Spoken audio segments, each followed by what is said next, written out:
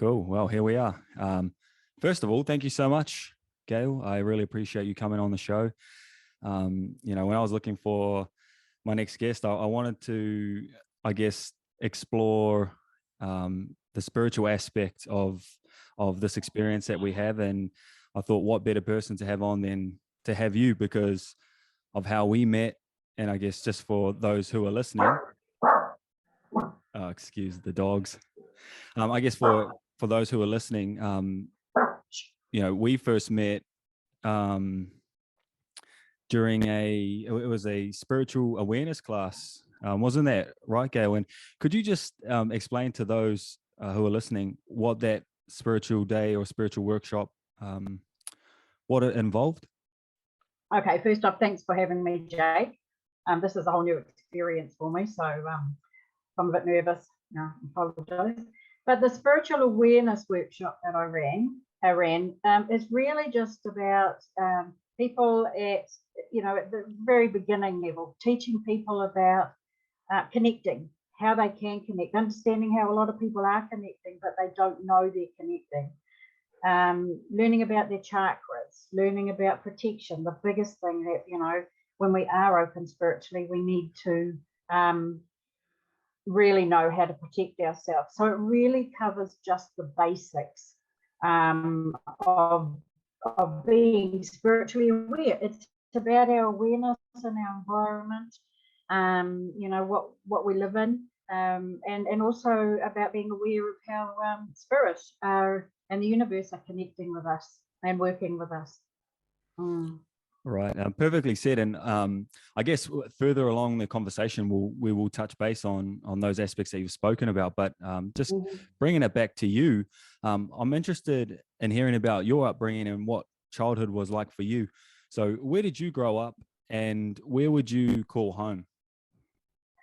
Okay, so I was born and bred in Whanuapai in West Auckland. So my dad was in the Air Force there, so we just lived our life there.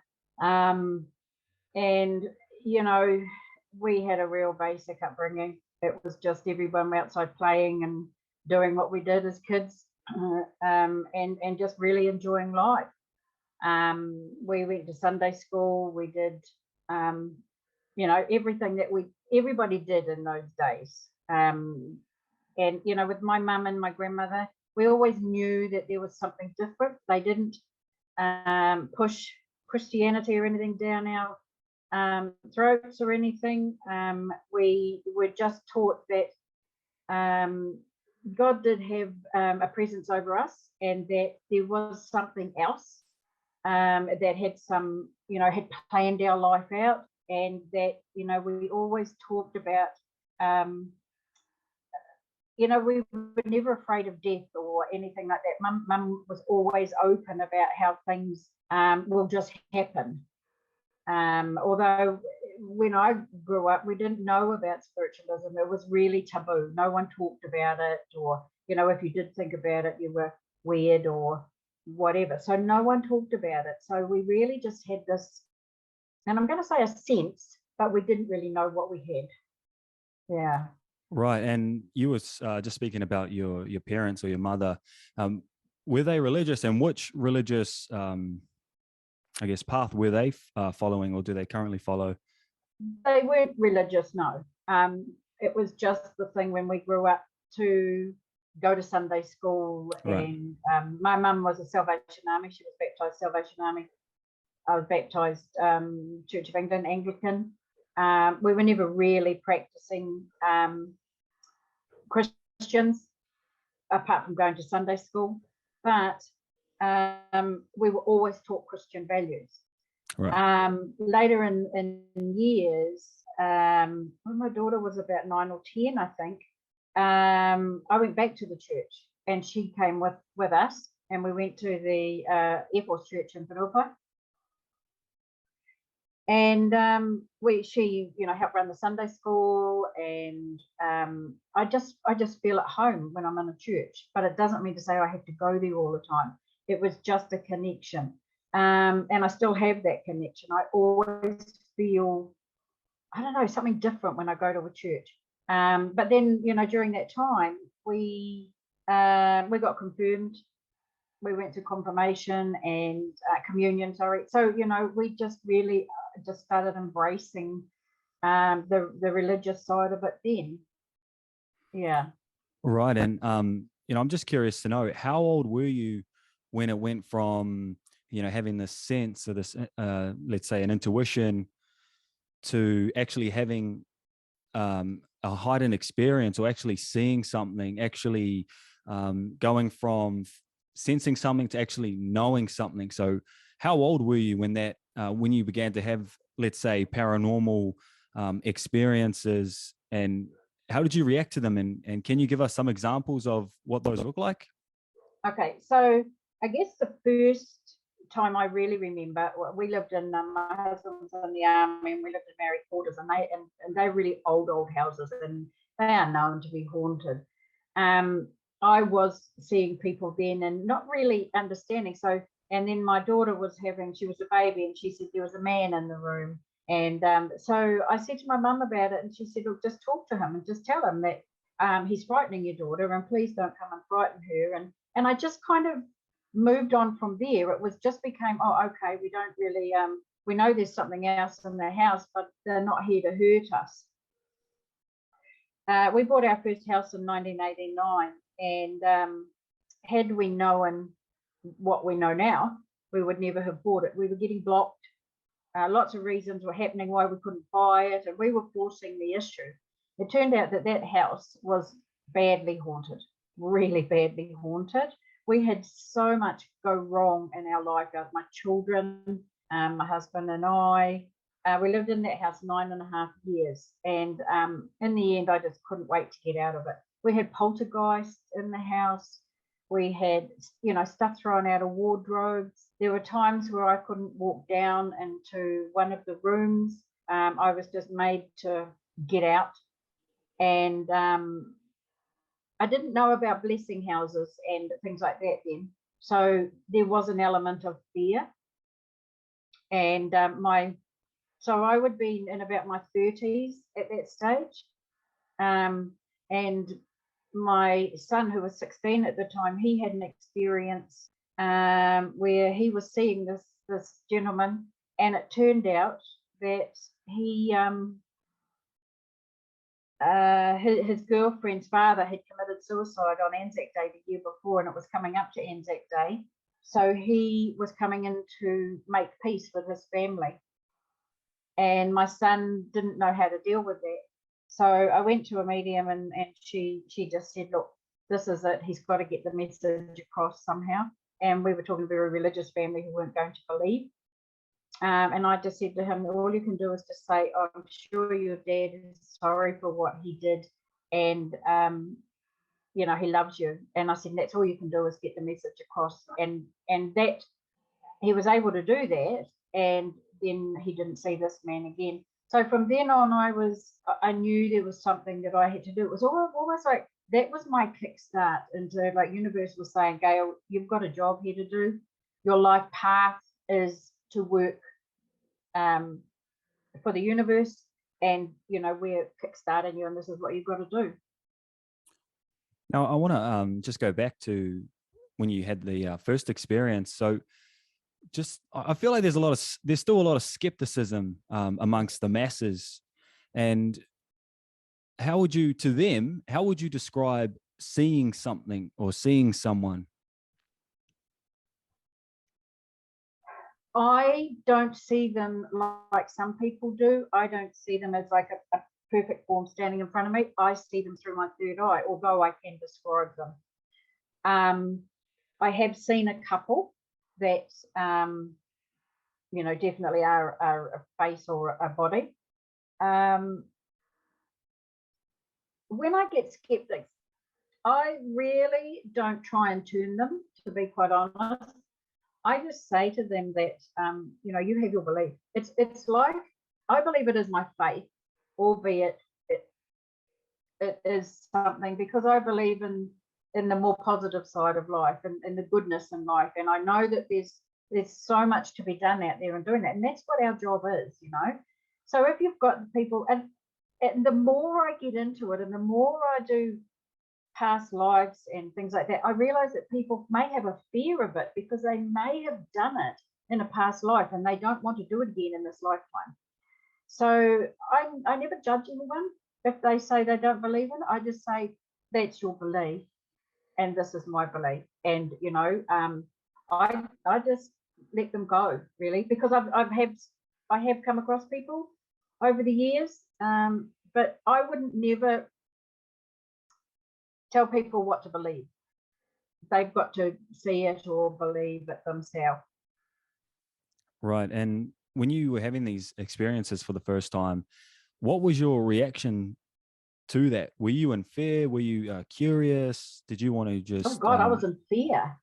I didn't know anything, you know. And when one particular time there was in our bedroom in Whenuapai, like I had probably about 10 or 15 faces all looking at me, and they're all saying, come on Gayle, it's time to go. And I thought, I don't want to go with you, it's not my time. And so I just grabbed my husband's hand and I said, don't let them take me.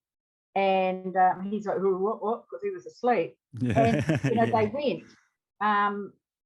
So yeah, it was definitely fear. In the house that we had, you know, in Whenuapai that was haunted, there was a lot of fear there because I didn't know how to, I didn't know what they were there for, to be honest.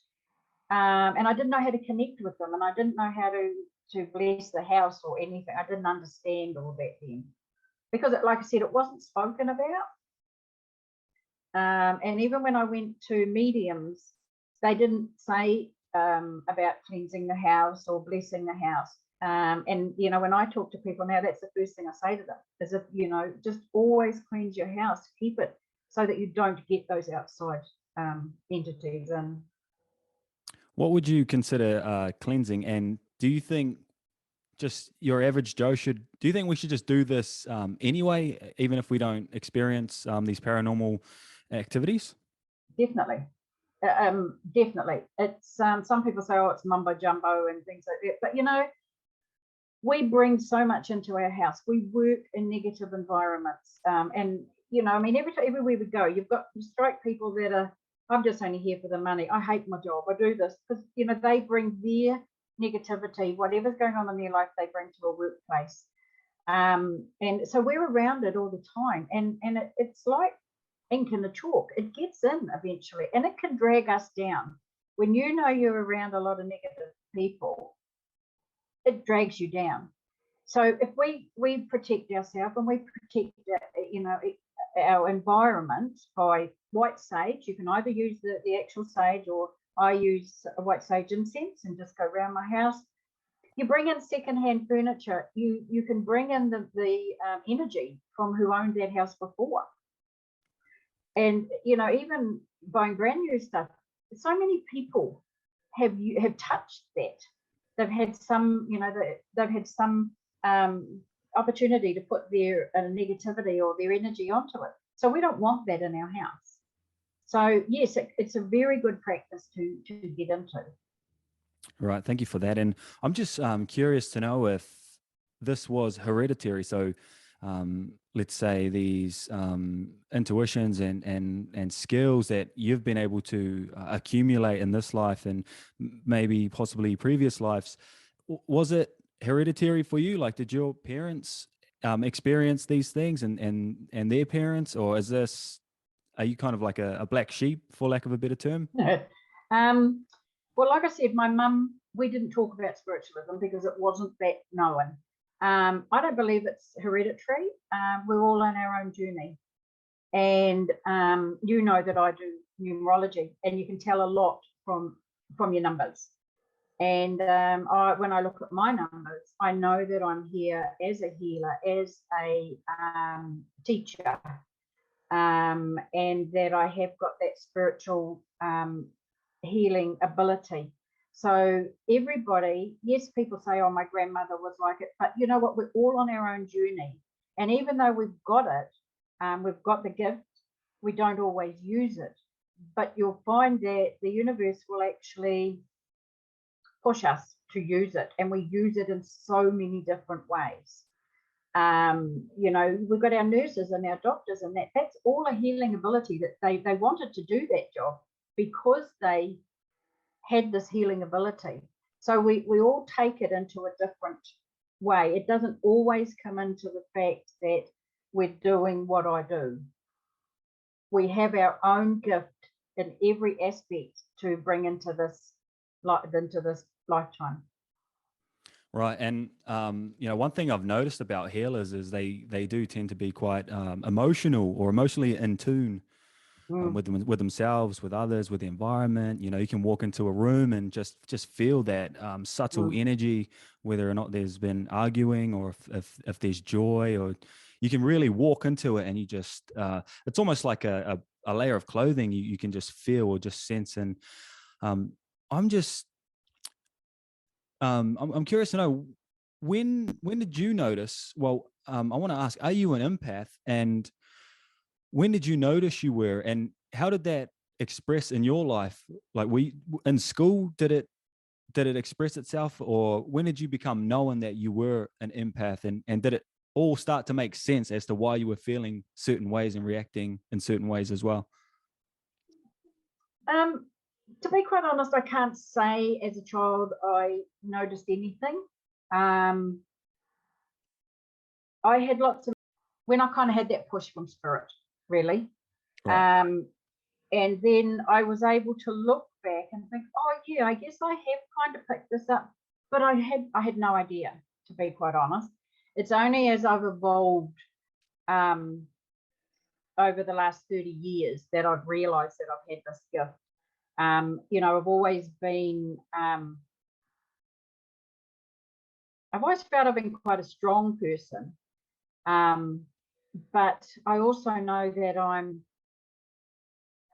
like a leader, and, you know, I can always kind of talk to people because I have got that, and I didn't know I had it, that guiding gift, that gift that I can, that healing gift.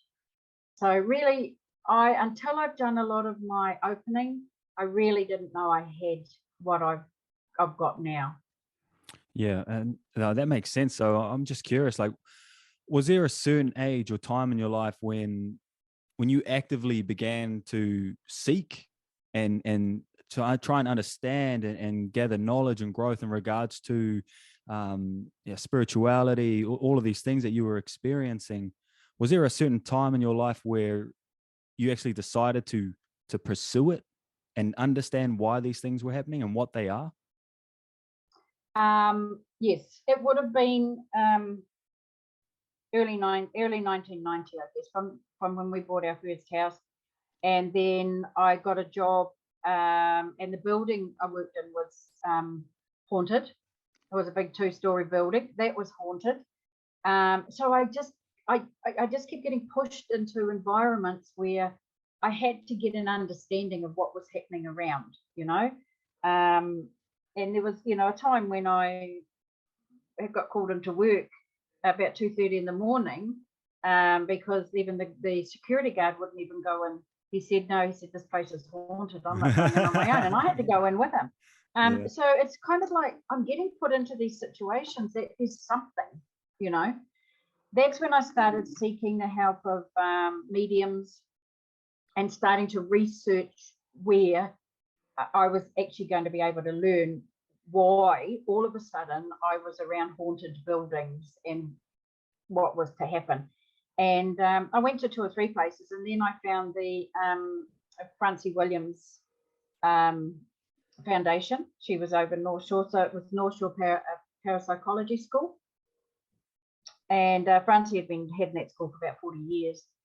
So I went to her probably for about 10 years, doing all sorts of learning different modalities and learning to connect and really, really getting an understanding of what it was. I guess what my life path was going to be, what my role in life here was to do, my life purpose. So I was guided there, I guess. Yeah. What did you find was most difficult starting off? So as you began the journey, did you find anything to be more difficult than other things? Meditation. meditation, because I had such a busy mind, it was like I'd be sitting there in meditation, and then all of a sudden, oh, I must remember to, when I put this on my grocery list, when I get home, and it's like, shut up, Gayle, this is really, this is your time. So I think the hardest thing was to learn to close off and know that I had to do stuff for me, and I had to learn that connection without having any outside influences. That's why when I meditate, I always meditate with music, because then if I start wandering off, I go back, listen to the music, Gayle, and then just pull myself into the music. I learned tarot, but I never really connected with tarot. I did it, I kept having to refer to the notes, and I just knew it wasn't right for me. And then all of a sudden, I would find that the readings I was doing started changing. And then I knew that spirit were like, okay, we're taking you up into another level now. And then, and then all of a sudden, I had a connection with a soul that had passed, and I thought, my God, they're putting me into mediumship now. And so and then they introduced me to past lives, and I was looking at past lives. And so I've just been evolving the whole time. Probably over the last 15 years has been the biggest push forward. I think that I would say that's what they're doing with me. Yeah. Do you find it a coincidence? Well, maybe I shouldn't pose it that way, but I guess going back to the meditation, I mean, mindfulness has become so prevalent nowadays. I mean, it's so popular. You hear about it almost every day. But it almost seems like it's being used maybe for a purpose that it's being used for a purpose that it wasn't specifically created for, though it can be used to, have better emotions, but I guess like productivity, and they're talking about this in the business world, using mindfulness to, let's say, get ahead. I guess for me, I find it interesting that so many millions and millions of people are meditating, but it almost seems like obviously they're getting benefit from it, but they never go past that line. No. They never go to that intrinsic nature that we can get to through meditation. So do you have any thoughts on that? Because I just find it very interesting that so many people do meditate, but it's almost like they're missing the entire point of meditation. Yeah. See, to me, meditation started as just learning to, and I'm going to say control my mind, to learn to switch off. And then I did use it as a form of like, this is my time, and I didn't think about connecting and taking it any further for a long time. It was really just something I went and did every week and thoroughly enjoyed it.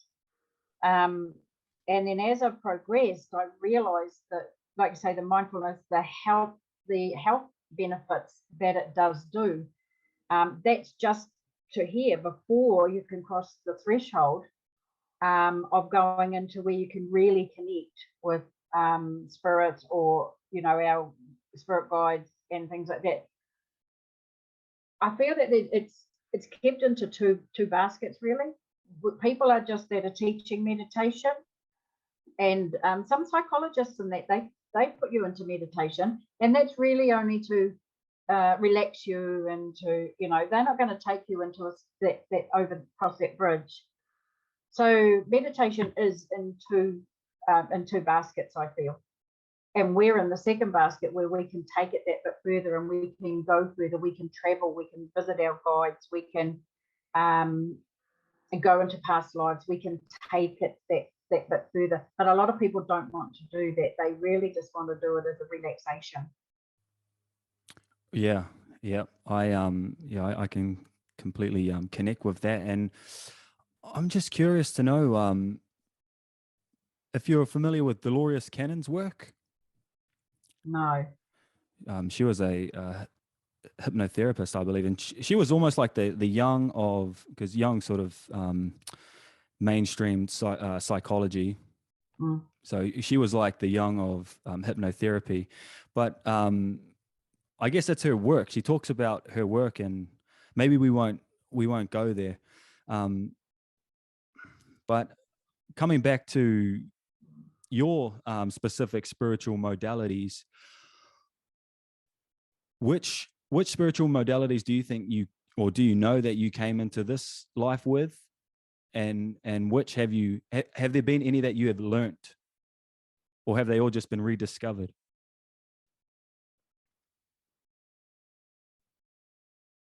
I'd say it would be the tarot that I learned, because when I started 30 years ago, the tarot was a big thing. Everyone did tarot.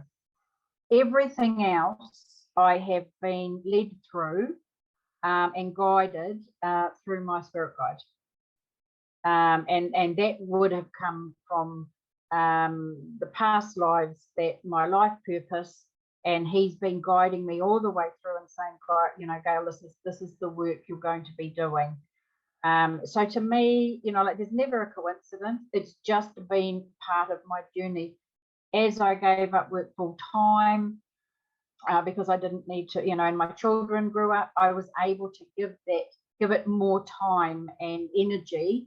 So they've guided me through it, as I've been able to cope with it in a real busy life. Do you think all humans have the ability to meet their spirit guides and to connect with Source? I believe they do. Yep. But remember that we're all born open. Every baby is born open, and we usually close down by the age of 10. And that's a choice, or that's people saying, oh, don't be stupid, there's nothing there, because children do have their little make-believe friends, and they're not really make-believe, they actually see them. So a lot of it is choice. Some people do later on, they like me, they get that kickstart to go back into it again. But I do believe everybody has that the ability to do it. But a lot of people are frightened to do it, so they will just put that block up and they won't go and do it. Yeah, I'm curious to know, what do you think, if all babies are born open, if we're born open, it almost seems like it's we're put on a path that purposefully closes us down, or purposely begins to condition us to certain things. What would you say about that? What do you think about that? What was that again? Sorry. So we're born open. Yeah. Right? Innocent child, innocent being, open a being. It almost seems like the path and journey of our upbringing and the way that things are right now, it almost seems like it's destined for us to be shut down, or majority of us are to shut down. Do you think what do you think about that? I think a lot of people shut their children down because the fear of the unknown. They don't have time to, or the knowledge to actually sit and talk to their children about it. I've got a granddaughter that's very open,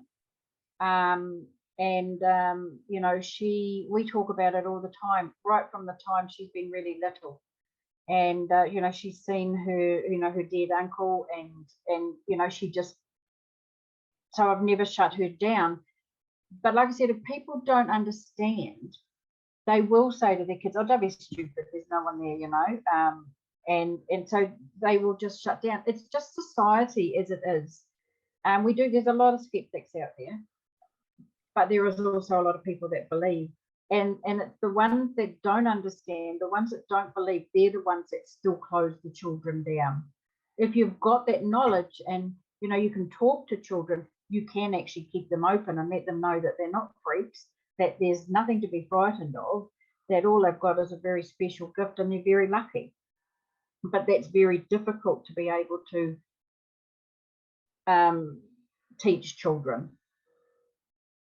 Yeah, totally. And I guess thinking about society now, and even human beings, it's almost like the normality of what we would consider human just continues to play out. Like it's the normalcy of what a human being is just, it's just ever changing.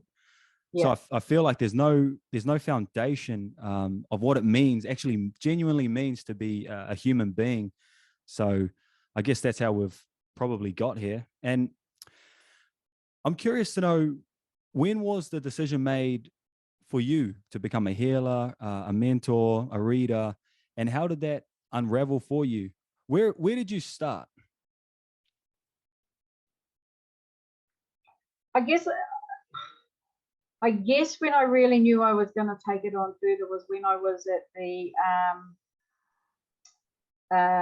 Francie Williams Foundation, because I went there, like I said, every week for 10 years, really, and I just was able to do so much and really get an understanding. And I knew then, so probably around about the late 1990s, and that I realised that I was destined to do something.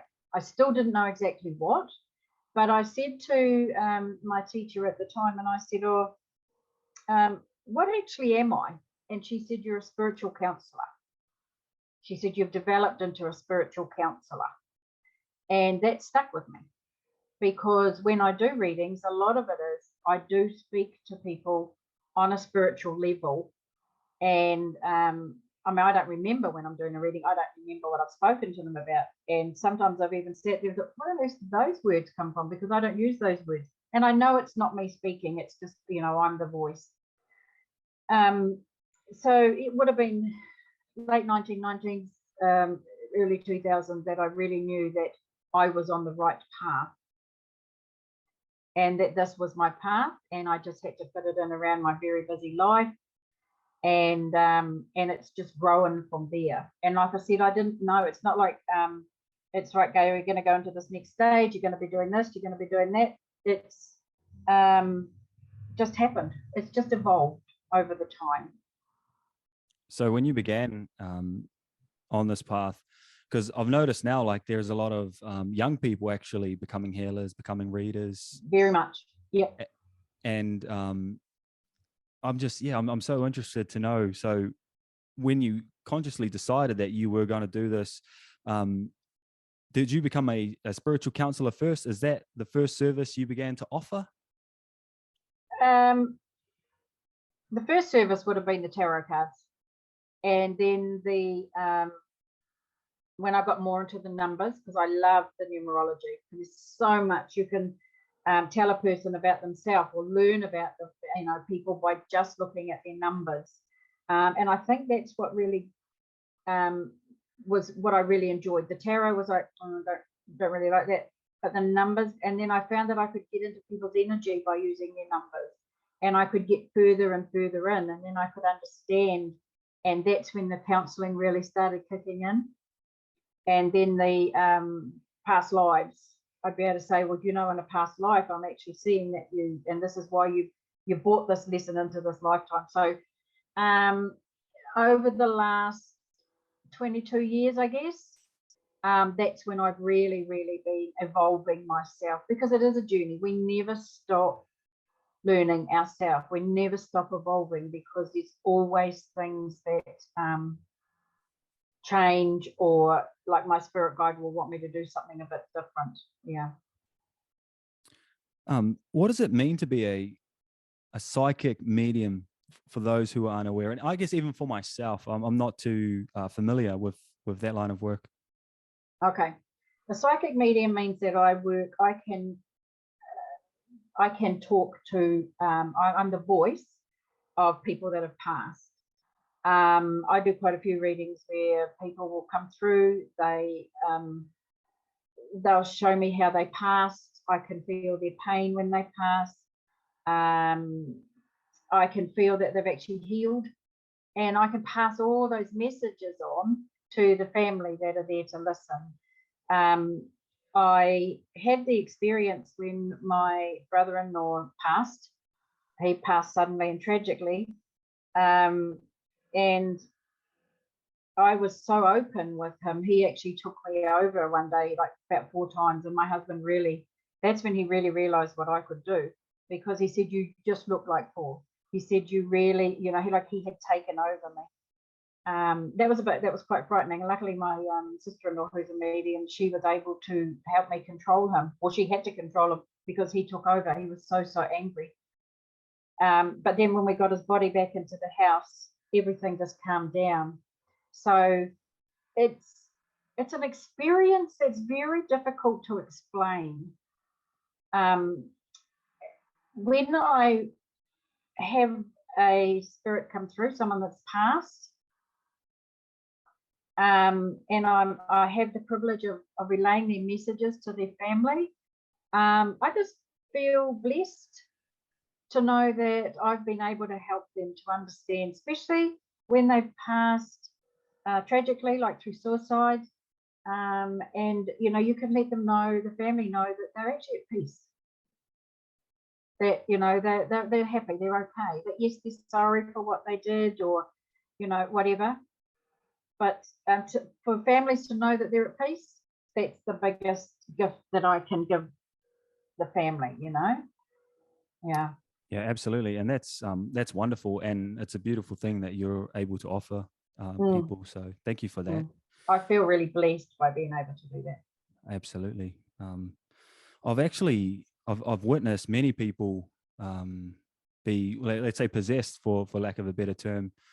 It's like almost like a demon, or just something very very evil and sinister takes over, because their whole, it's their eyes change, their voice completely changes, and it almost sounds like what you'll hear in the horror movies, when they try and showcase what it potentially could be like in the movies. Do these entities that do come in, are they, and also you're speaking about your brother-in-law, because I guess there are different types of entities. Are they bound by rules and regulations? Are they allowed to just come into bodies? Are they working on some type of let's say, like a frame of reference of a world, like not a worldview, but are they allowed to do that? Right? Do they have like free will? Do they have some type of person they have to answer to? In my belief, yes, they do. We all have someone to answer to. We do have the trapped souls that haven't gone home. They may have passed suddenly, or tragically they weren't ready, or they just have got trapped for some reason or other. And they're the ones that float around here that can. Now, it can be, for instance, they may have died as an alcoholic or on drugs, and they will keep coming back to get their fix. Okay, so if you're under the influence of alcohol or drugs, then you're an open antenna. Yeah. And so you haven't got your guard up. Your energy is just wide open there. And so they go in, whoa, I like this energy, and they just come in, because they don't really realize they're dead. They're still walking around, making their cups of tea and reading their paper and doing whatever it is they normally did. They haven't really figured out they've passed. Those beings need to be moved on. And I mean, there's, I don't know, countless, and that is still here on this earth plane. We don't know, but when we do see them, or we hear of them, or that's why we have and the kaumata will go around, they do too, house blessings. When they bless a house, and that they're moving those entities on, the spirit, they're sending them home and sending them with love. When I've done house blessings, and that's what we're doing. We're sending them off with love, so that they're not trapped anymore, that they are where they need to be. I know that psychologists and things like that, or psychiatrists, they have worked on schizophrenia. Some of them believe that it's not an illness, that they have got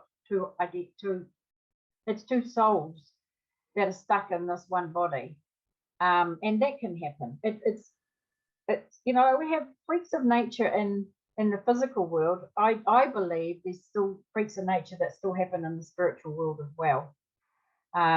Could they have been a twin, perhaps, and the two souls come down? I don't know. To the real workings of that, I really don't know.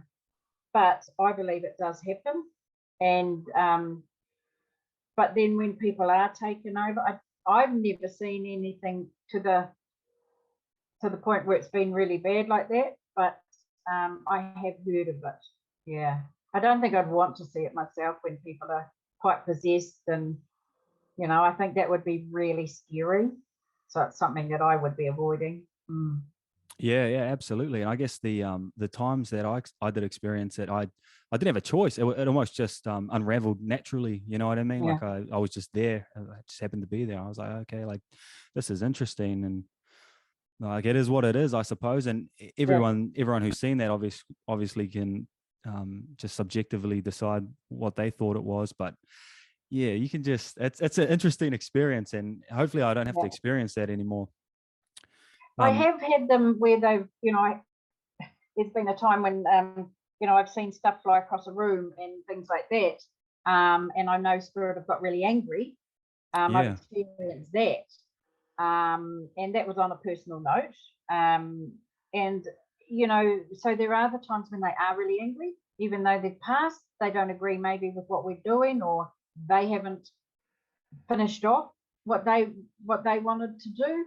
So they do get angry, and they do throw stuff around the room and things like that. So, and that is a bit scary when they do that, because you don't actually know what they're going to do.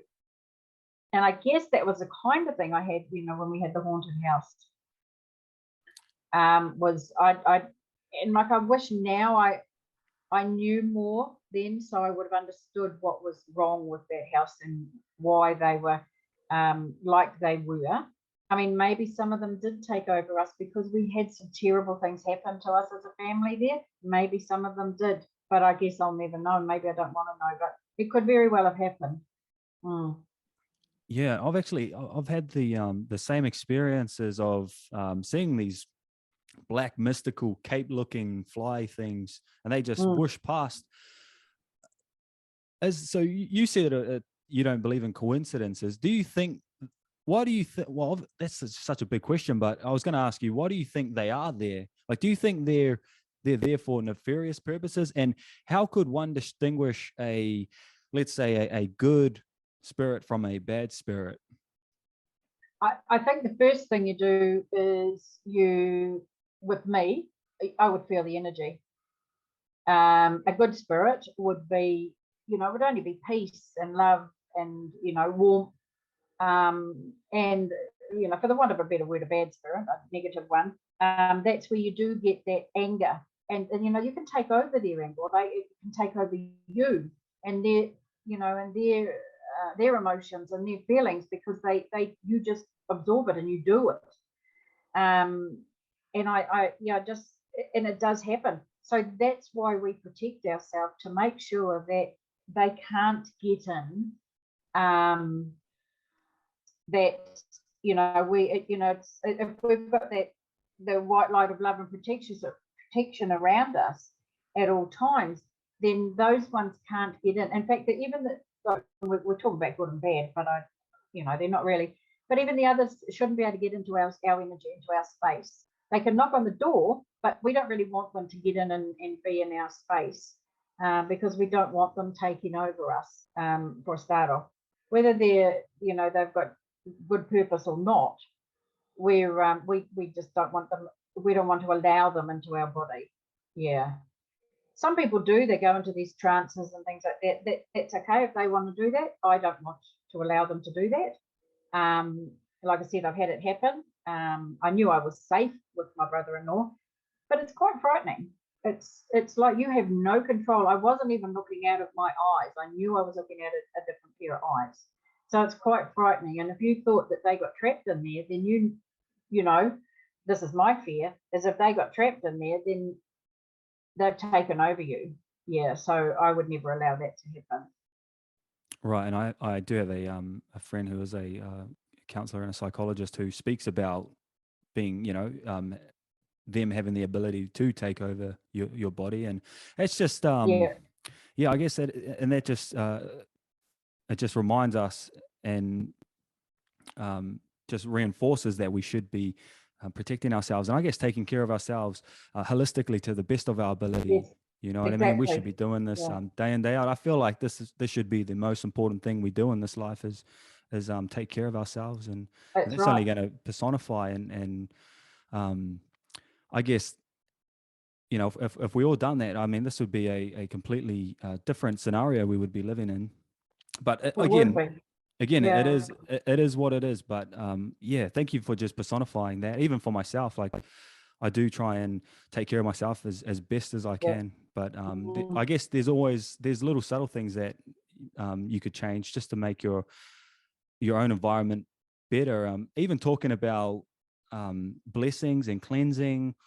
Recently, maybe within the last 2 months, I myself have been really, for lack of a better word, religiously just blessing my meals in the Mm. morning, just trying to just bless myself, my family, and the world, and just, you know, asking for guidance and asking just for a great day, you know, and just to let Yeah. things flow.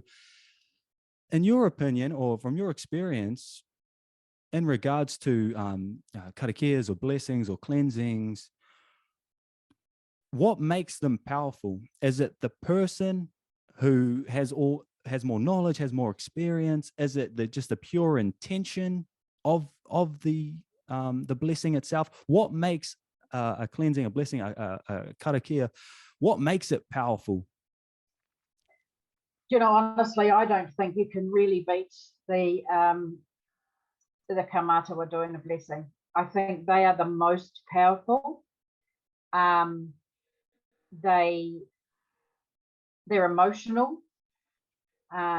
They just, I mean, this is my personal opinion because you know, I know there's a lot of other people do it, but when you've got the Maoris, when you know, they have their rituals when someone has passed. They, you know, they're with the body. They, and then I don't know if they still do it, but I think they used to call it the stamping or stop, you know, where you could go through everybody that went to the funeral, went around, or the tangi went through the house and they blessed the house. Um, you know, it just, to me, they've got it right. They know that the soul must return, and I mean, only because I've witnessed the Maori side of it. I haven't really witnessed any of the other Asian rituals, but I believe they would be very strong as well. Um, the I just, you know, the Pakeha, I don't feel we respect our the souls that have passed. You know, it's almost like, oh, it's a dead body and we've got a funeral to get through and that's it. We don't have that respect for them to move forward, and they're going home and helping them return home. So in the way of, I really do believe the Maori have got the strongest blessing, and I just feel it's the most beautiful blessing that you can have ever done. We had it done when my brother-in-law died, and it was so emotional, and it just, yeah, it was beautiful. Yeah, well, yeah, absolutely. Mm, I guess I've had many experiences like that, but even I feel like what's powerful, and a powerful experience that I've had is just laying with my grandmother. We had, because I live with my grandmother, and we had her in the house, in the lounge, like in her coffin, and I spent the final night with her, mm, with the coffin open, and that was an incredible time for me, and like so it was such an intimate mm. experience for me. It's one that I'll never forget, and I've had experiences of her actually being with me, and I'm just so grateful. I think just to have met her, and then even through hard times, hardship, let's say death. I think death is a beginning, and the beginning is death, but you can still get great learnings and teachings from hard times, such as death. You know, you can learn a lot more about yourself, and it's almost like it was meant to happen the way it happened, just so you can be who you are as you continue on the journey. But coming back to you, and I know that because when I spent the day with you, we done a bit of Reiki. Mm. So I was hoping you could just share your Reiki journey with us and with myself, and how you found Reiki, and who taught you, and when did you decide to give Reiki healings? Oh, that's again something that just happened. I had, when we first moved down to Hamilton, I went to an expo, and I met this husband and wife, and they lived not far from us. And she did bioautonomy and orthobionomy, I always get it around the wrong way, on my back, which is a natural healing, and got talking to her, and then they talked about Reiki, and I just kept thinking, you know, I really quite like the idea of furthering my career, if that's what you want to say. I think I'd like to investigate it more. So I spoke to Steve, and then I started going to him and just learning the Reiki. And he's got such an amazing way of teaching. It's very natural. And then he would have follow-up classes. And every time I came away from his workshops, I just, you know, we were in a buzz, and we stayed in that energy for probably about 24 hours, and you just wanted to sit there and stay in it. So I knew what I was getting out of it.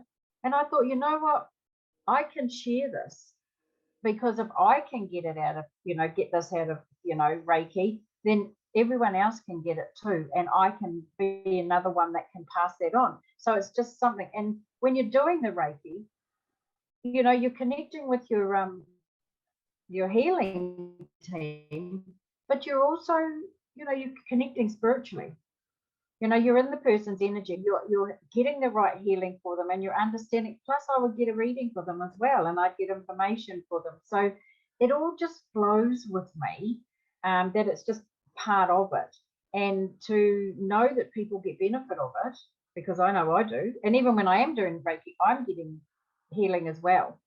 So it's the whole energy of it that just spreads around. It's just a beautiful energy, and you know, you can help people. And even, you know, I mean, most of the people I work with, they just go to sleep, and you know that they're not blocking anything, that everything is just flowing through them, and they're getting that natural healing, putting them back into alignment, you know, balancing their chakras, and just stuff that isn't done in the normal day of life. You know, we just feel a little bit out of sorts, we feel a little bit funny, we don't really realize that there's things inside us that we can actually just help balance us again. Yeah, beautifully said. For those who are unaware of Reiki, could you just give a brief explanation of what Reiki is, please? Reiki is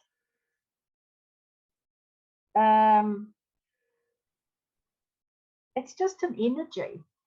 It's just that I am the transmitter of the energy. So it flows through me, and I'm doing it, and the energy just goes through. So it's just a natural energy that can go through and cleanses blockages, can help with some pain.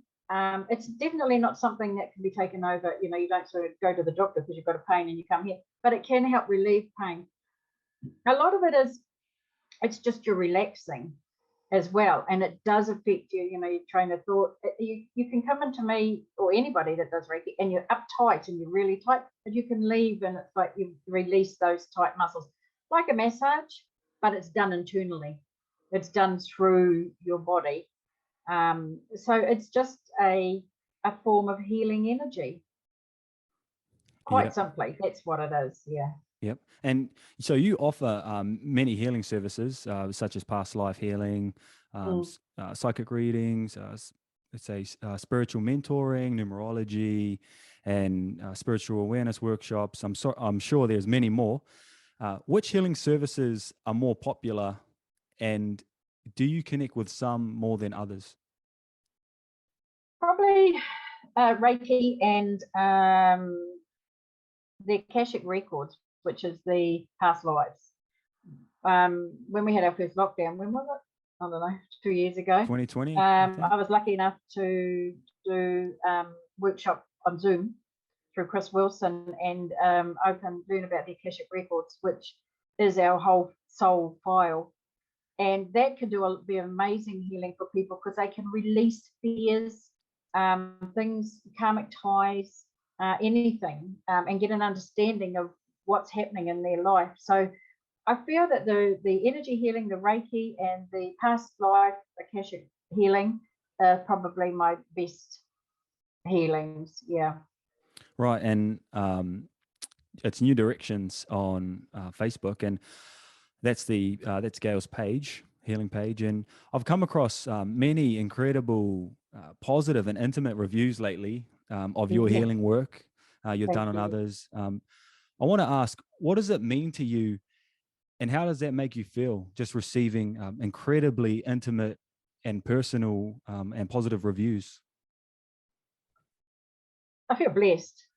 I feel, I mean, for a start off, I'm honored to be able to do this work. And then when people, you know, they do give me a good review or whatever, and I know that a lot of people don't put it on paper, but I know when they thank me, when we finish the session, I just know I've helped them. So I feel fortunate, you know, that I've got this ability and that I can share it.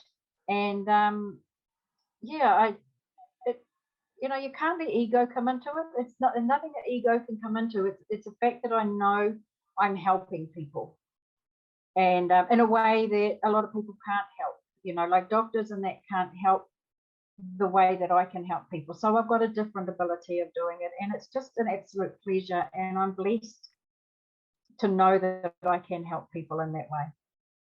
Yeah, absolutely. And yeah, I was really happy actually reading those reviews people had of you, and I couldn't agree more with them. You know, the day that I spent with you was absolutely incredible. I left on it was like an internal euphoric high, and I was so full of love and joy and peace and calm. It was incredible, and you rarely experience that, and well, I rarely experienced that being in different environments. So I definitely would encourage people to come to you. And my hope for this video is that if anyone, or if you have clients who are wanting to know a little bit more about you, I hope that they can watch this and just get a sense of who you are and what you're all about, you know, and the energy that you bring forth. Thank you. Yeah, So thank you. I haven't been able to meet my spirit guides, though I really want to, and maybe it's not the right time.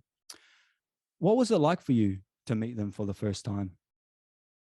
I always knew I had someone, and when I was at the Francie Williams Foundation, we used to do aura work, and that we'd stand up against the wall, and the teacher would say to me, "You've got a really nice looking Native American warrior standing beside you." So I knew I had someone, and I didn't get his name. I called him Ned for about 4 years. And then he started telling me his name, and I got his name. And he said to me, "You'll find me in a shop one day." And so every time I went into a shop and I saw a little Indian, you know, Native American figure, and say, "Are you in here?" He'd go, "No."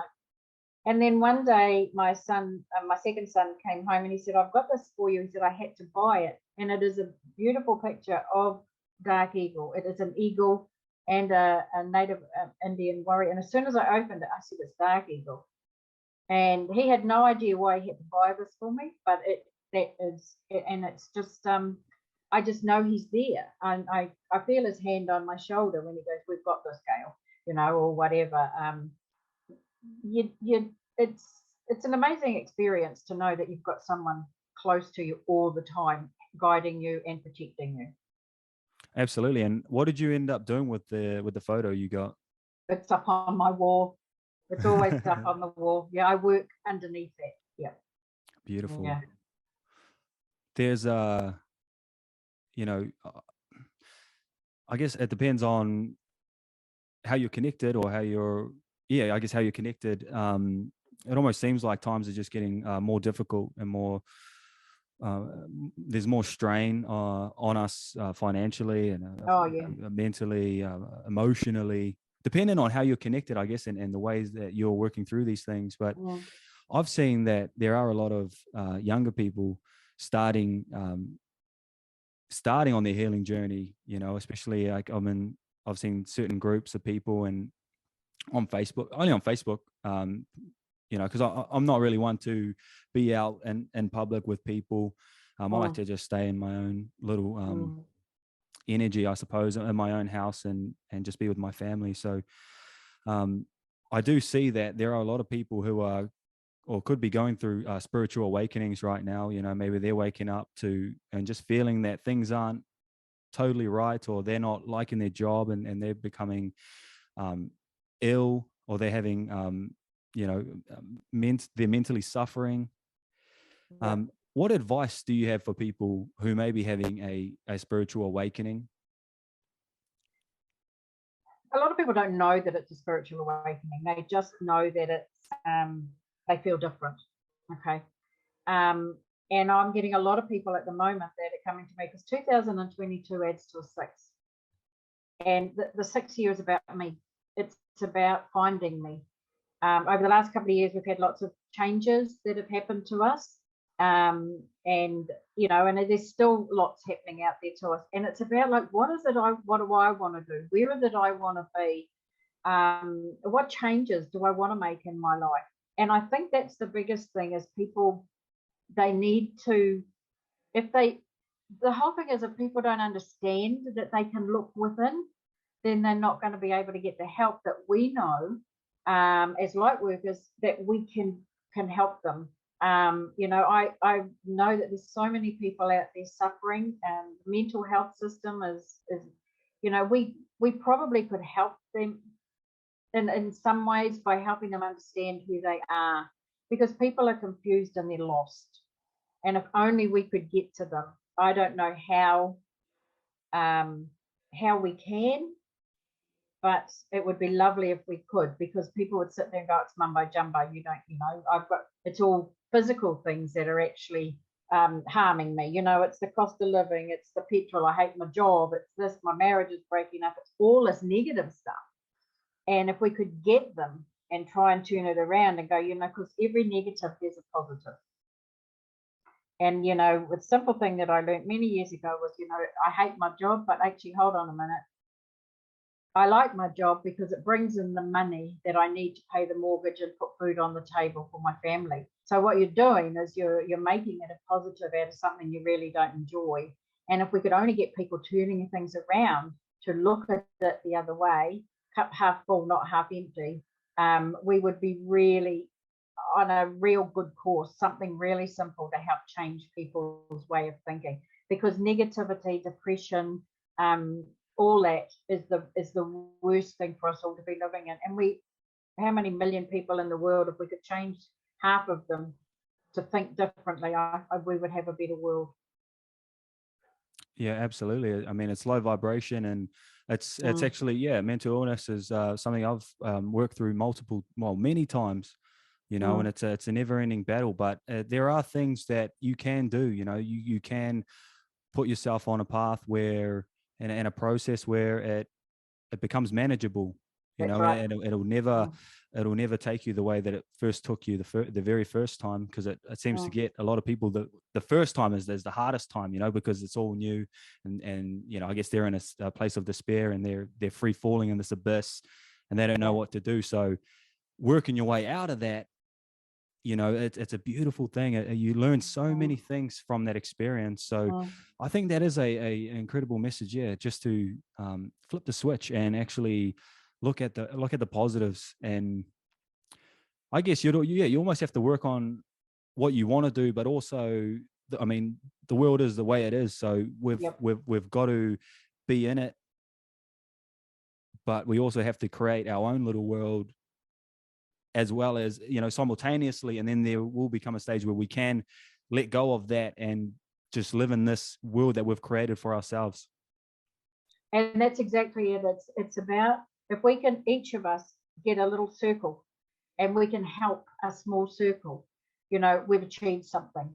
And that's what we need to be doing. The little circle that I've helped, the little circle that you've helped, and then, other people, we've now got this rather large group of people that we've helped, and hopefully turned them around to know that for everything there's a solution, or for everything there is a positive way of looking at things, and just that small turnaround, I believe that we can help so many people. We're not always going to be able to take the physical things away from them because it's life, but also by understanding who they are, and that's where I connect with the past lives as to why are you struggling in this lifetime? You know, it's something you brought with you in this lifetime because you need to learn from it. You know, you haven't learned in past lifetimes, so you need to learn now. So how can you turn that around? You know, and that's where I work with people, because the past lives have a huge impact on us in this lifetime, because we've come here to learn lessons or to be with people that we need to help them learn their lessons. So, you know, there is a huge connection. And when we can understand that, and the more people we can help to understand it, you know, that's our job is worthwhile. I want to just ask you, how did you deal with, and how do you deal with the ego, and just keeping it in check? Did you have a time in your life when you were younger where you were maybe struggling because of the conditioning? I would think just how the world is set up. So especially with social media, like we're seeing it now, you know, someone who has a large amount of followers, they've got big lips, and maybe they have a tight waist. So then automatically, you know, people see that and they start to think, well, I need a tight waist and all this other stuff. Well, I need this big car, or I need this house, or I need to be happy. You know, we're seeing these fragmented shots of people's supposed happy life, and their grandiose life. But I mean, I bet there's so much suffering in their life. They're just showing us what they want us to see. But did you struggle with that? I guess there wasn't technology potentially back, you know, social media when you were growing up. But did you ever come up against anything like that? Oh, look, both my husband and I grew up in with pretty hard families. Not hard families, we had difficult times. Okay, I'm 68, and when I was 10, my father was 38, and he had a massive heart attack, and he was going to die. And they did the first lot of bypass surgeries on him. He had 2. Now that saved his life, put him on borrowed time for 40 odd years. Like, he had 5 bypass surgeries. So I lived in a family. I was brought up with a family. We didn't have a lot of money. You know, my parents really scrimped and saved. My mum was a hard worker. She was the one. So we didn't know luxury. We knew love, and we knew laughter. And, you know, my mum passed away last August, and it's the only thing, you know, she was 92, and she worked hard to keep the family, and she gathered family members in, you know, and it was all about love. It wasn't about things. We didn't have a lot of assets. We didn't always have a lot of food on the table, but by crikey, we knew where we belonged. And we didn't look at what the other kids had. We didn't have that pressure when we were younger. You know, I wouldn't like to be now, when you have got kids that are really in poverty. You know, they don't even have shoes, or they're wearing shoes that are 2 times bigger than their feet, you know, poor little thing. And then they're going to school with kids that are in, you know, licensed clothing and stuff. You know, they really must look at it and think. But I think it depends on how much love you get at home, and you can overlook that. And if we can teach that, it's not about what Mrs. Jones down the road it's about what you've got and how you achieved it, and how you look after it, and how you appreciate what it is you have got. We're never going to all be on this level. We're going to be on different levels, and we have to accept what we have, and appreciate what we have. And it is about, how do we get people to do that, instead of looking or sitting there going, oh, the government will pay, and that, you know, we have to be responsible for our own lives, and that be physically and spiritually, and changing that wavelength to being cup half full, not half empty. Yeah, absolutely. Mm. Just trying to find balance. I think Yes. they call it wu wei. Oh, do they? Yeah. Oh, sorry. It's just another term for balance, is wu wei. Yeah. Yeah. Yeah, that's an incredible message, man. And I think people nowadays they misconstrue love, and they almost Mm. have this hippie type style notion of love, and I think these are more so the ones that don't really know what love is, or Yeah. they can't express their emotions or be open and vulnerable. They want to be tough, if that's what it means to be tough. But that is absolutely, that is so important. I think that's almost at the core of my being Mm. is love and unconditional love. What it really means to love, Yeah. and to just, yeah, and to give it freely. I think is the Yes. most important thing. There's so many conditions that people place on love, but to Mm. be able to offer a space for anyone, just an empty space where they can be who they are, I think is a part of unconditional love. So I would absolutely second that message. And Mm. yeah, you are my third guest, and I'm like just starting to notice more and more, like, people aren't able to celebrate themselves. They're not willing No. to just even accept themselves. So I want to ask you, what things are you proud of doing in your life? Well, I think I'm proud of my 3 children, and I've got 7 grandchildren, Wow. and I've got a husband. I've been married for 46 years. Huge achievements in this lifetime. All 3 of my children have done extremely well. They weren't all brilliant scholars and things like that, but they've continued their learning, through, like, I mean, when I say brilliant scholars, if they see this, they'll think, oh, that's a bit rough, Mum. But, they didn't go to university, and Mm, they've all done extremely well for themselves by continually learning and going on their journey as their journey progressed. So I think, yeah, extremely, they've been my biggest achievements in my life. And seeing my grandchildren, grow, and my husband and I have been both hard workers. We've only achieved what we've got now through hard work, and that's just our achievement, and then to know, on top of it, I've been blessed with the spiritual gift that I've got. Mm. yeah, absolutely. That is beautiful, and I'm really happy for you. I've got 2 more questions here. Um, because of your spiritual prowess, um, is your husband does your husband have such modalities as well? And have you found any conflicts between yourself and your husband, or yourself and your family, or like your personal family, or yourself and your siblings? Because for me personally, I feel like I am absolutely the black sheep, and I'm just completely different. It doesn't mean that I'm better or anything like that. It just means that I just don't operate the same way that most people operate. So have you had that struggle, and how have you dealt with that? Because I guess I experienced that. Um, all of my children and my husband all know what I do, and they all accept it. They've all, in their own little way, they're open to a point. My husband will sometimes poo-hoo it and sort of go, "Oh, yeah, whatever," when he's got an audience.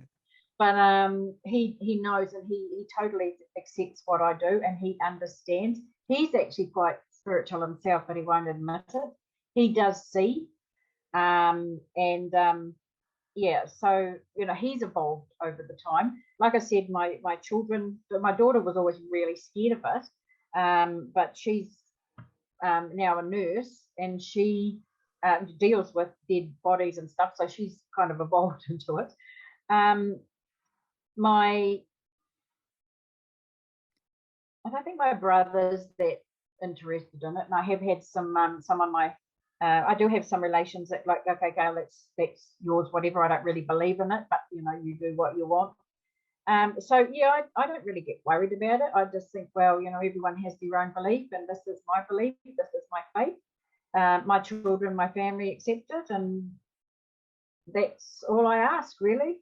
I don't try and change people. They're allowed their opinion and what they think. Yeah.